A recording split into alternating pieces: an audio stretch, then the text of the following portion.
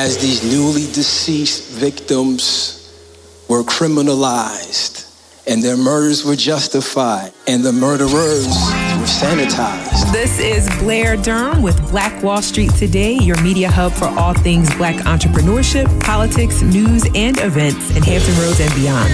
When I say black, y'all say Wall Street. Black Wall Street. Black Wall Street. When I say black, y'all say Wall Street. Black. My name is comedian Allison Moore, and I want to introduce to you all the co-founders of Black Brand, but you all gonna have to do a whole lot better than what you just did for me. If you will, please, come on and stand to your feet, and let's clap it up and welcome the Mr. and Mrs. of the Hour, Mr. Bashir and Blair Durham. Greetings. You want this here? Allison, thank you, Greg. Was not expecting that. Thank you so much, Allison. Just a few words as we are getting started. Greetings to each of you. Many of you know, and some of you don't know, that Black Brand was founded just 3 short years ago. We got started in 2016 with a mission to undergird and to strengthen the Black entrepreneurship community. And so in that time, those 3 years, we've been working to do just that.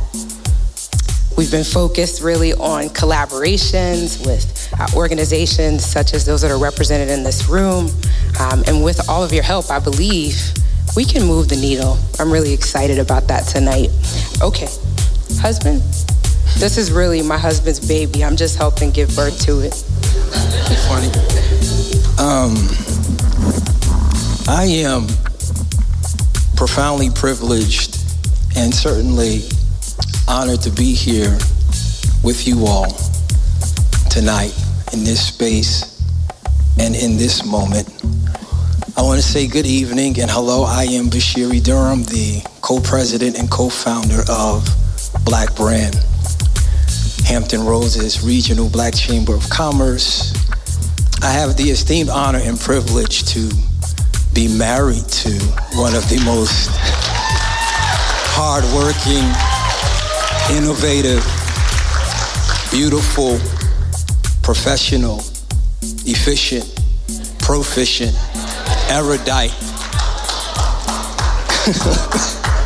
superwoman who is delectably and deliciously mine. Figured I better make my claims publicly. And I'm just honored and just really privileged to be a part of her life and to watch her evolve into this powerhouse of a woman right before our eyes, a force really to be reckoned with. And she's only getting started. This is just the beginning for her. And so, what an incredible honor and a privilege. And I'm not so naive as to think that, as capable as she is, that this kind of a great work gets done all by herself. And so I want to extend certainly my deepest gratitude and appreciation for all of you who have played an instrumental role in seeing to the success of this incredible weekend. I want to applaud you. I want to say salute to you for your tireless efforts and your commitment to all of the wonderful happenings that have occurred heretofore. Now, I've got to be the most envied person in the room, I'm sorry, because I have the most profound view as I stare into this beautiful audience and I look and I see, and the only descriptive terms that come to mind readily is this is a beautiful and powerful display of resplendent shining and effervescence and glowing and glistening and glimmering, cascading waves of Black Diamond excellence. And you should give yourselves an applause.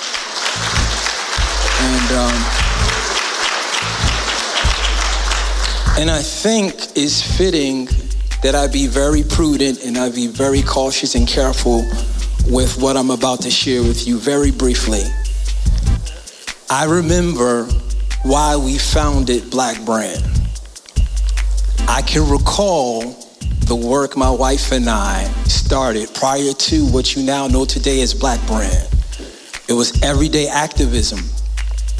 And I remember we founded it in the wake of a series of unconscionable, senseless, and unnecessary murders of unarmed Black men, women, and children. I remember being inundated with a sense of powerlessness and desperation and depression and feeling very despondent. I remember feeling angry. I remember feeling anxiety. I remember feeling afraid. In the midst of all those heavy emotions, I remember the trepidation according with my wife and I's contemplation of bringing children into this very confused context of a world.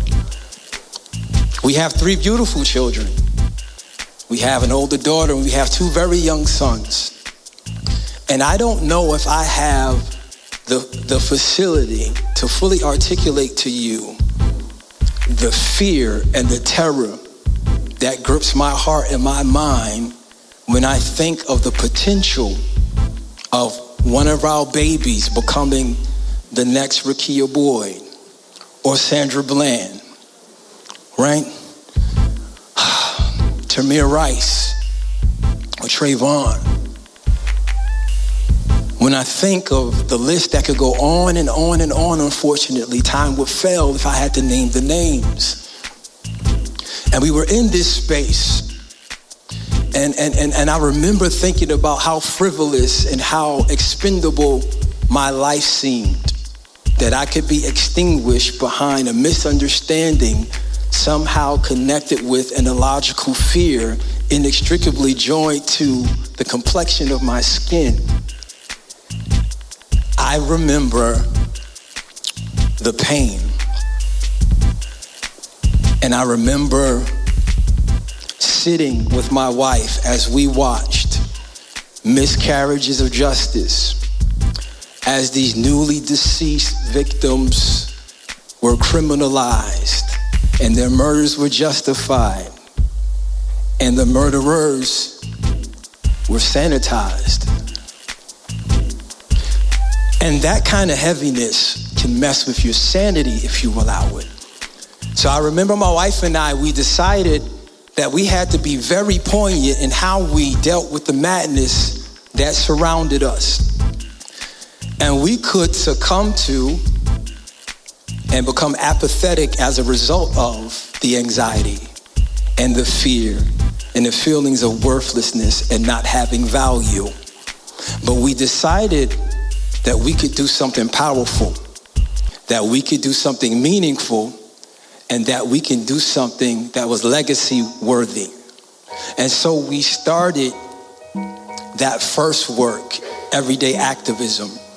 And we weren't so arrogant to think that there weren't already people in that space who were prodigious and prolific and already working. And so we wanted to learn and just kind of get in where we could fit in. And we tried our best and we did our research and we saw from the statistical data that our people were overrepresented in the areas of divorce and overrepresented in the areas of poverty and education deficits and incarceration. And we concluded that many of the problems and the issues that affronted us were not going to be mitigated and were not going to be resolved and were not going to be remedied unless we found a way to mobilize our economic import. And it was from that revelation that we gave birth to what you now know today as Black Brand. And so here we are. I'm sorry.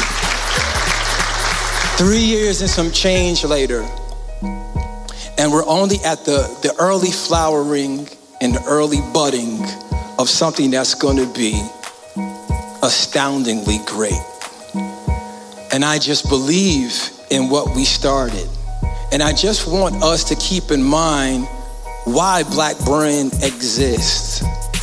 We exist to be a voice for the voiceless, an advocate for those who are in need of advocacy.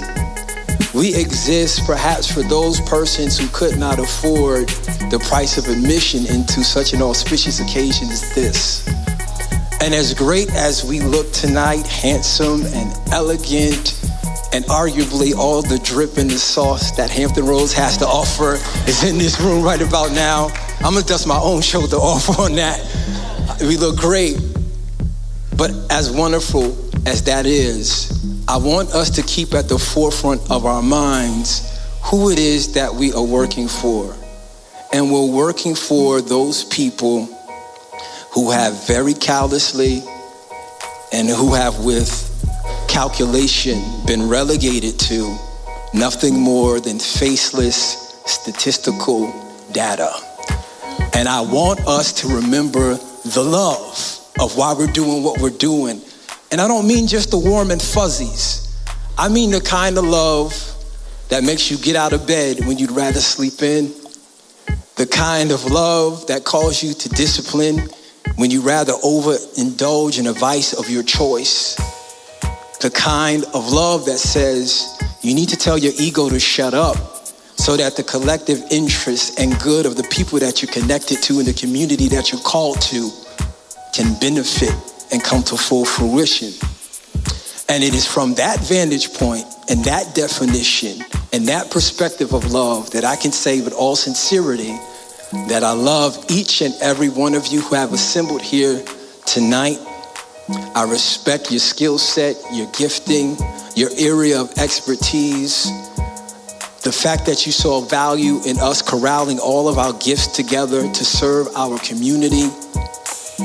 Just want to say to you that my wife and I, we didn't understand the behind the scenes sacrifices and costs and expenses that are accordant with this caliber of work. But having traversed those things, I'm sure we keep doing it again and again. And like many of you who are entrepreneurs and visionaries and thought leaders, and you've had to be in equations where the variables were unknown, but you determined in your heart and your mind that no matter what the equation was, you were going to be the constant, and you were going to survive, and you were not going to be denied, and you were going to make it. And that's in the same ethic, in the same spirit that my wife and I are pressing forward. There's a great work ahead of us. Let's get busy doing what we know we're supposed to be doing.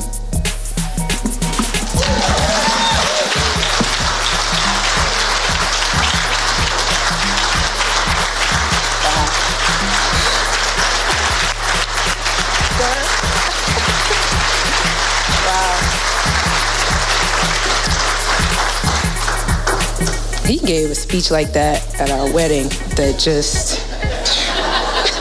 Phenomenal.